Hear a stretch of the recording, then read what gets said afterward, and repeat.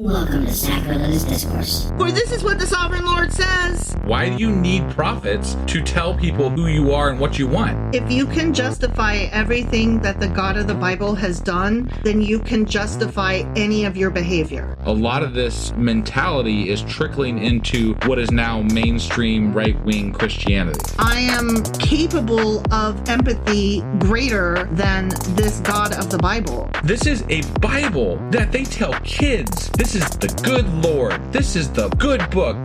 He is fantasizing about murder, mass murder. Head over to sacrilegiousdiscourse.com right now to find out how to leave us a review or support us on Patreon.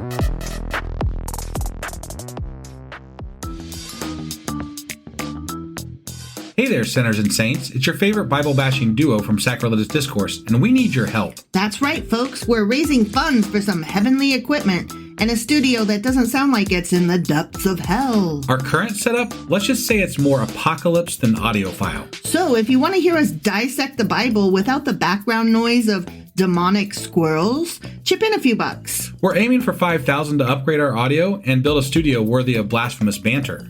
Donate today and help us spread the good word of atheism. You can find a link right on our homepage, sacrilegiousdiscourse.com. Every dollar counts. Even if it's from your collection plate.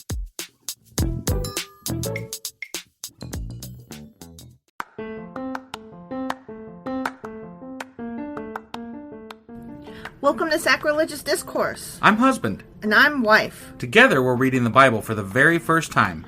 We grew up without religion and wanted to know what all the fuss was about. Well, what have we learned so far? That God is a dick, and apparently some people believe in talking donkeys. We're not trying to pass ourselves off as experts. Nope, we're just reading the Bible for the first time and giving our first take reaction. If you'd like to join us in this venture, you might consider starting at episode 1. Otherwise, jump in wherever you like. All right, let's go read the Bible. Yeah, let's get to it.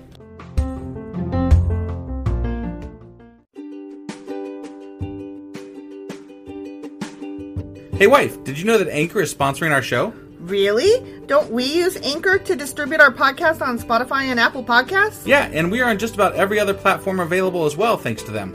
Why do we use Anchor as our podcasting service? Well, they make editing and distributing our show a breeze.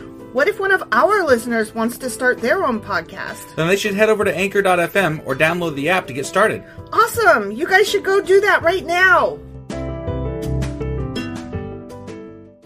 Okay, well, before I hop into this chapter, we have a little bit of housekeeping that we probably should have done upstart. Yeah, we've been way behind on getting our thanks out to new Patreon supporters, and, we're way behind on that, and we're also way behind on our Patreon episodes. Yes. So we've got one of those that we need to be doing soon, and I think given that with the recent shootings and everything, we're probably going to be angling towards something along those lines. Yeah. So, anyway, let's get to thanking our new Patreon supporters, huh? Yeah. So, let me start off with the first one because this was one of our newest subscribers, and it's going to be the hardest one to pronounce. So, okay. I'm just going to do a shout out for their screen name. Okay. And yeah, they're a new subscriber, and so we want to give thanks to Johann Gambleputty, Davon Oshfern, Splenden, Schlitter, Krosskrenbo, and Burstein von Knacker, Horowitz, Acker, Hot Kopft of Ohm.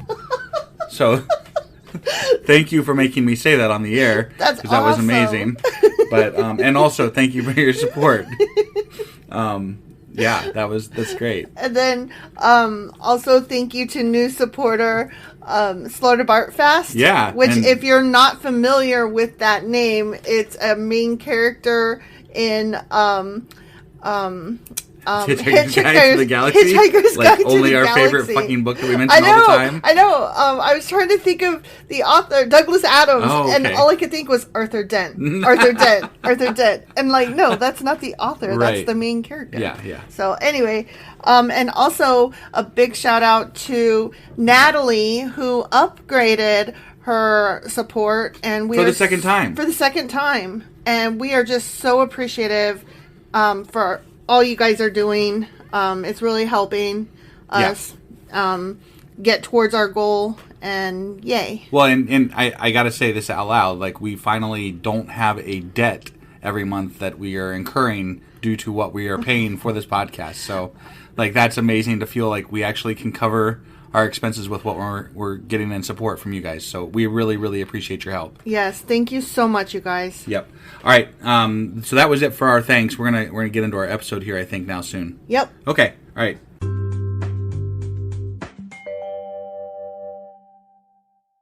Husband. Wife. Do you remember what happened yesterday? I don't. Okay. Well, it wasn't a lot, honestly. It was just Samuel being uppity. Okay. And being like, you got a king now, and God brought you forth from Egypt. Remember? And then he's like, give up your false idols, and the whole thing was a fucking speech. Right. And it's like the same stuff they've been talking about since forever. Like, no false idols, blah, blah, blah, blah, blah. Right. You need leaders, blah, blah, blah. Yeah. God. Except that you don't need leaders because God is the great leader. Right, yeah. And if you wanted a king, then you're replacing God with a king, which I don't think. But do you remember how they also said that kings are with God too? Like, yeah. None of this makes any fucking sense. It's all. I'm gonna go with this part is an us problem, not a Bible problem, because it's all out of context. Okay. You know what I mean? Sure.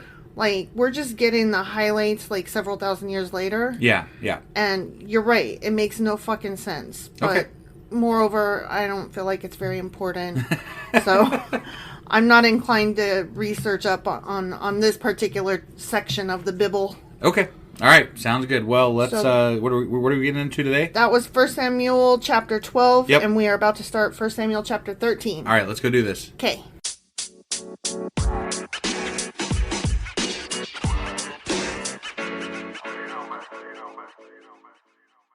Hey guys, I forgot to mention something when we were doing the shoutouts. So we are doing a money drive right now to try to improve our equipment that we have here because our equipment is shit.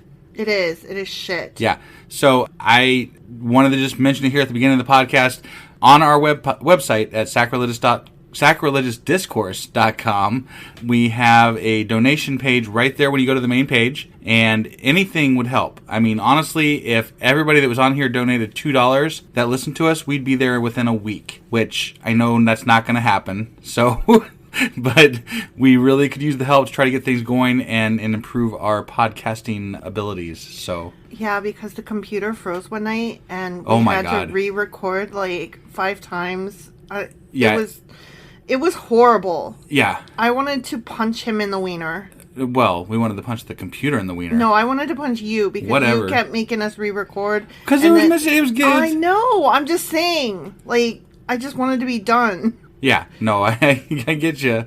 So anyway, we've been running into some issues, and we're trying to avoid that in the future going forward because obviously that's not going to be the last time we run into this with our old ass fucking computer and equipment. So anyway, that's all I had for right now. Let's go ahead and get into the chapter 13, huh? Okay, 1 Samuel chapter 13. All right. War with the Philistines. War, huh? What? What's war good for? No, absolutely nothing. Absolutely nothing. Right. Okay. Except for pleasing God. Oh my gosh. I mean, that's what, right? Right, yeah. It's true. Saul was 30 years old when he became king. And he reigned for 42 years. That's 72. Okay. He's 72. Saul selected 3,000 special troops from the army of Israel and sent the rest of the men home. He took 2,000 of the chosen men with him to Michmash. Michmash. Okay. And the hill country of Bethel. Okay. The other 1,000 went with Saul's son Jonathan to Gibeah in the land of Benjamin. You get him, Jonathan. In Benjamin. Benjamin. Yeah. Gibeon. Yeah, I don't like the land of Benjamin. Whatever. Yeah. But they were rapey fucks. Isn't he from the land? Isn't Saul? Is it Saul or Samuel that's from the land of Benjamin? It's Saul. It's Samuel. That's right. Yeah.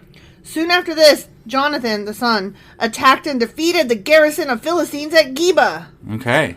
I probably said that wrong. I'm sure. The news spread quickly. I'm not even apologizing anymore.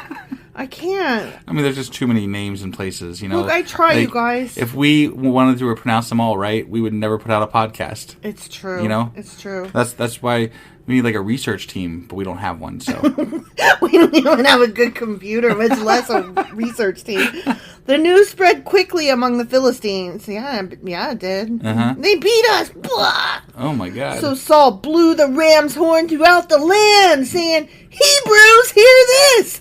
rise up and revolt. You like Okay, that? so yeah. Hey, Hebrews, hear this. I like, yeah, it's good. Yeah. So All Israel heard the news that Saul had destroyed the Philistine garrison at Geba, did they rise up? and that the Philistines now hated the Israelites more than ever.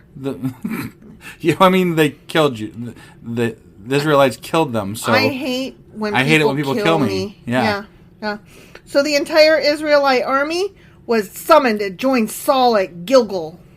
The entire Israelite army. Okay, is that the 3,000 or is that the 300,000? I don't remember. Okay.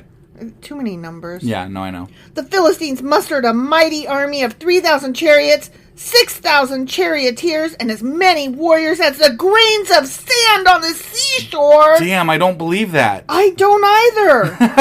That is a hyperbolic superlative if Right. I ever heard one. I bet if you took a square 10-yard area, they didn't even have that many soldiers. I bet you're right. Who can't math? God can't math. Right. They camped at Michmash, east of Bethaven. Bethaven? Sure. Bethaven. Okay. Beth. I thought we weren't going to, give a shit. Just pronounce it however you pronounce it. Okay, yeah, Okay. yeah, sorry.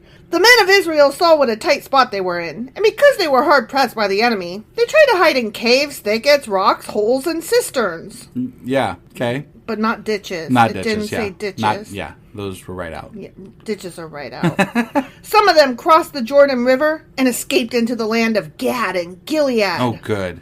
I guess. Saul's disobedience and Samuel's rebuke. Is this a new chapter section? It's a new section, but it's not. It wasn't listed as It's not listed. That's off. weird. Yeah, I thought it was a new sentence. Yeah. It's not. It's a new section. Okay, let me start over. Yeah. Same chapter, new section. Yeah. Saul's disobedience and Samuel's rebuke. Okay. So apparently, Saul's going to disobey. Ah. And Okay. Samuel's going to rebuke somebody. Got it. Meanwhile, Saul stayed at Gilgal, and his men were trembling with fear. Oh, okay. Do you ever tremble with fear? I can't recall the last time that's happened to me, no. No, when I am afeared, I get, my body goes stiff, tight. You know what I mean? I don't tremble with fear. I can't really, fear. I can't really remember the last time I was, afraid. You were afraid of those bees that were chasing you. Well, yeah, that's not. So mine in that moment, it was more of a flight response, not a trembling response. Yeah, no, and I hate fucking bees. Tell them what you did. I ran. You left me. I did. I ditched you. You were like, I sprinted. Every man for himself. But you know what? Even though I was sprinting, I could still hear those fucking wasps chasing my ass. So I was on a mission to get back.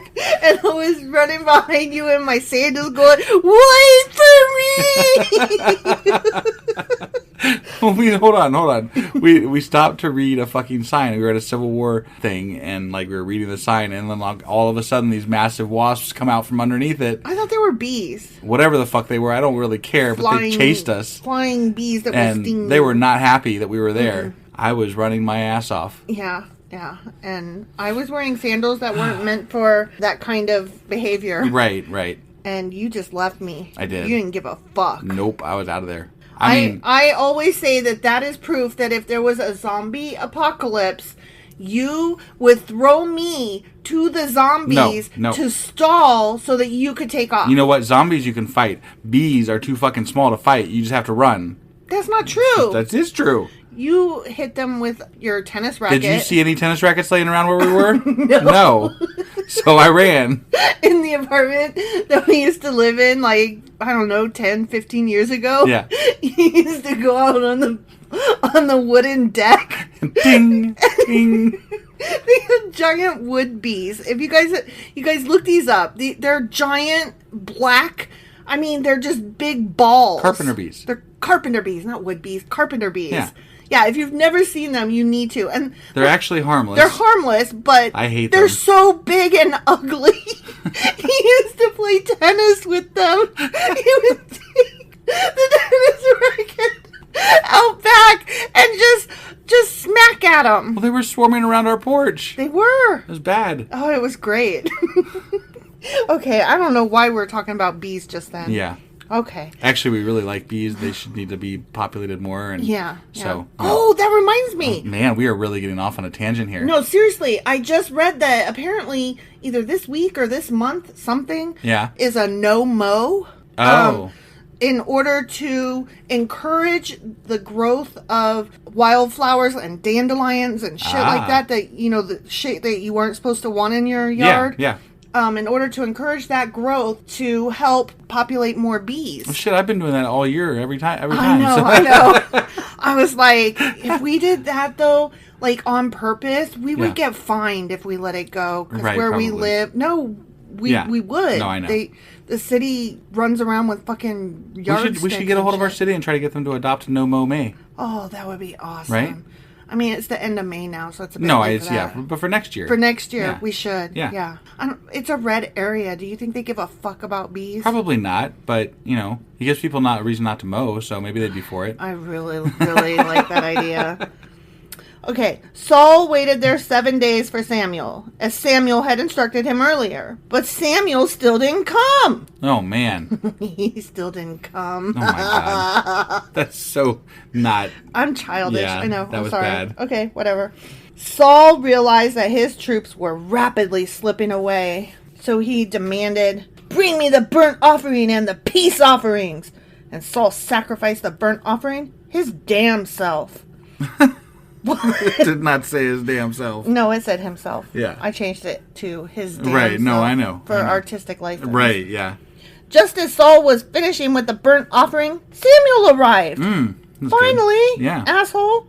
Saul went out to meet and welcome him, but Samuel said, "What is this you're doing?" Saul replied, "I saw my men scattering from me, and you didn't arrive when you said you would, and the Philistines are at Michmash ready for battle. So I said, the Philistines are ready to march against us at Gilgal, and I haven't even asked for the Lord's help. Oh, man. So I felt compelled to offer the burnt offering before you came."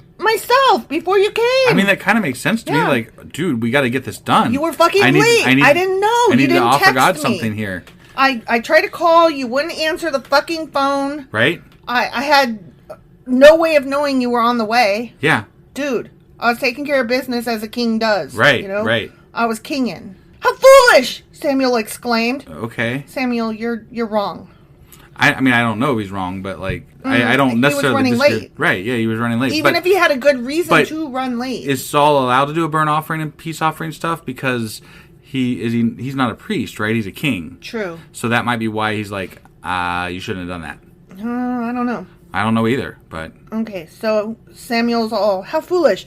You have not kept the command the Lord your God gave you. Had you kept it, the Lord would have established your kingdom over Israel forever. But now your kingdom must end, for the Lord has sought out a man after his own heart. The Lord has already appointed him to be the leader of his people because you have not kept the Lord's command." What? Boom. What was he? What did he do wrong exactly? He picked up sticks on the wrong fucking day. Jesus Christ! What? I think Samuel just didn't like him. No, he's all petty. That's all this is. He's jealous and petty because his own kids couldn't be king. Looking for a reason to get rid of him. Yeah. Samuel then left Gilgal and went on his way, but the rest of the troops went with Saul to meet the army.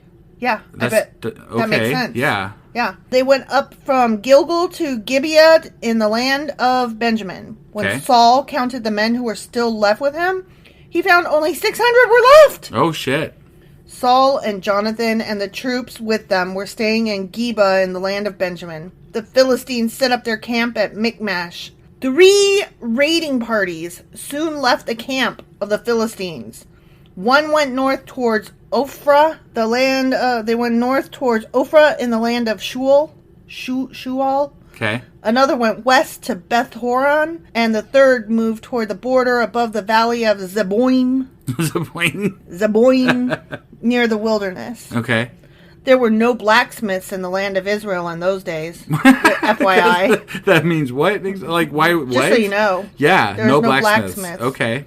The Philistines wouldn't allow them for fear they would make swords and spears for the Hebrews. Oh, I see. So they banned blacksmiths. I see. Okay. Yeah. All right.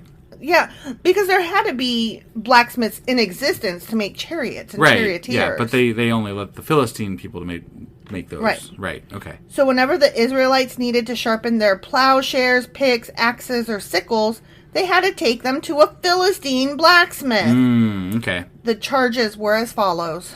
The charges were as follows. The fees. The price. Why do we care? We don't. Okay. But it's in the Bible. It's in the Bible. The fucking menu price is in the Bible. Yeah. The charges were as follows. 1/4 of an ounce of silver for sharpening a plowshare or pick. And 1/8 of an ounce for sharpening an axe or making the point of an ox goad. See, like, I don't even know if that means I as know. far as inflation-wise from thousands of years ago Right? at this point. Does Like- that mean, like, $20 or does it mean, like... $2,000. $2,000, yeah. Right. Like, that makes... but it said, like, we should look up the amount of half an ounce of silver or whatever Yeah, the fuck we it was. should. Just to see. Inflation. Yeah.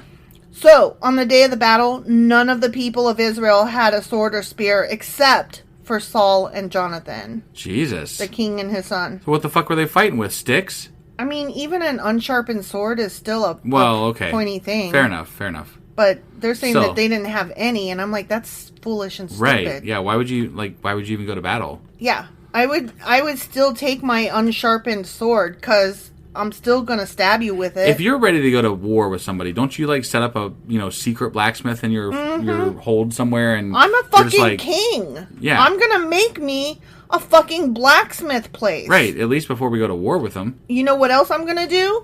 If none of my people know how to blacksmith, I'm going to fucking kidnap one. And, since this is Bible days, right. Apparently, you could just threaten them with, I'm going to do something horrible and nasty to you. Right. If you don't. Yeah. So you better blacksmith my shit. Yeah. I'm using that word incorrectly and I don't care. Whatever. So on the day of the battle, none of the people of Israel, blah, blah, blah, blah, blah. The pass at Michmash had meanwhile been secured by a contingent of the Philistine army. The end. I keep wanting to say Mick-Mash Paddywhack, but Give a dog a bone. Yeah, it sounds like knick-knack, like I'm just like, That's So really dumb. it But it was in my brain the whole time. No, I want to do the same thing. Oh, really? Yeah. Wow. Yeah. So that's a thing then, huh? It's At least a thing. between us. Mick-mash paddywhack. Yeah, Give a apparently. dog a bone. Right. Okay, so that was chapter 13. That was chapter 13, and it ended on a cliffhanger. Yeah, because they haven't gone what's going to happen. Right, they've got shitty weapons and they're about to go to war, and Samuel left them and doesn't like Saul. And the Philistine army has secured the pass. And Saul at Michmash. has already been replaced, apparently. Yeah. According to Samuel. Yeah. If So- you were Saul, wouldn't you be like, fine, whatever, I'm out. I I'll didn't just let these volunteer. fuckers- I'd be like, I'm out. I'm just going to let these fuckers come through to you. Yeah. Sorry, bye. Okay, whatever. Fuck you. Yeah. I did not volunteer for this. You fucking thrust this upon me. Right. And then you do You a obviously lot. don't like me, so, Yeah. whatever, dude. I was just looking for my fucking donkeys or whatever. Yeah. Anyways, can I have my donkeys back now? And can I go fucking plow my field? Bye. Yeah. Anyway, whatever. Okay, so that was 1 Samuel chapter 13. And tomorrow we will be doing 1 Samuel chapter 14. All right. We'll see you guys then. Bye.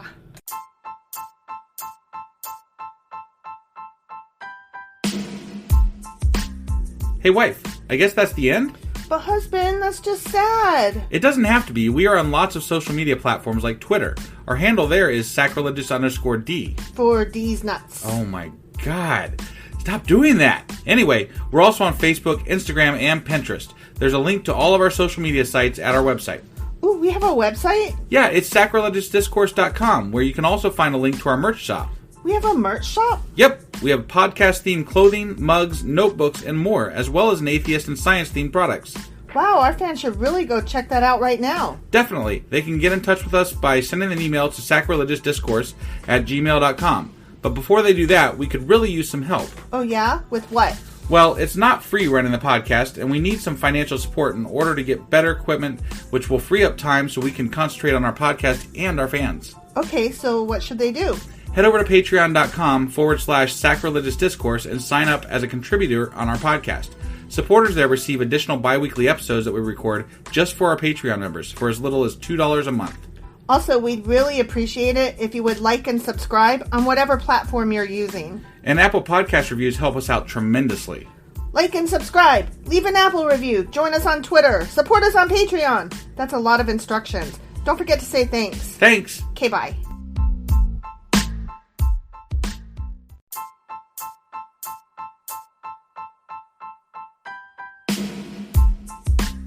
Hey wife, I guess that's the end? But husband, that's just sad. It doesn't have to be. We are on lots of social media platforms like Twitter. Our handle there is sacrilegious_D. For D's nuts. Oh my God.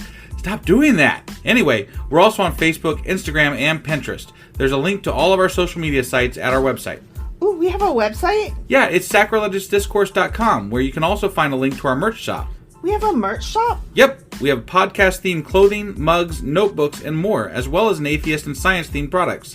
Wow, our fans should really go check that out right now. Definitely. They can get in touch with us by sending an email to sacrilegiousdiscourse@gmail.com. But before they do that, we could really use some help. Oh yeah? With what? Well, it's not free running the podcast, and we need some financial support in order to get better equipment, which will free up time so we can concentrate on our podcast and our fans. Okay, so what should they do? Head over to patreon.com/sacrilegiousdiscourse and sign up as a contributor on our podcast. Supporters there receive additional bi-weekly episodes that we record just for our Patreon members for as little as $2 a month. Also, we'd really appreciate it if you would like and subscribe on whatever platform you're using. And Apple Podcast reviews help us out tremendously. Like and subscribe. Leave an Apple review. Join us on Twitter. Support us on Patreon. That's a lot of instructions. Don't forget to say thanks. Thanks. Okay, bye.